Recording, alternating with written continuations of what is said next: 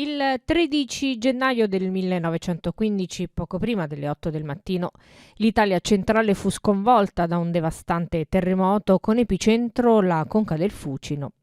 Il terremoto della Marsica colpì 37 comuni fino a Sora nel Frusinate, ma anche il Reatino e la provincia di Roma. Furono oltre 30.000 le vittime del sisma che raggiunse l'11° grado della scala Mercalli.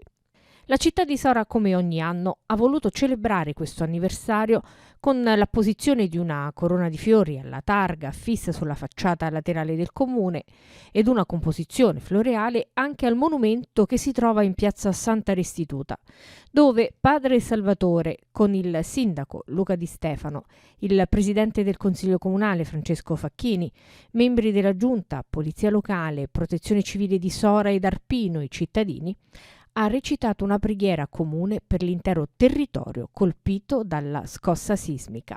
Oggi ricorre il 109° anniversario del terremoto del 15, il terremoto della Marsica. Oggi tanti comuni stanno commemorando quella triste giornata che colpì duramente tutta la nostra comunità.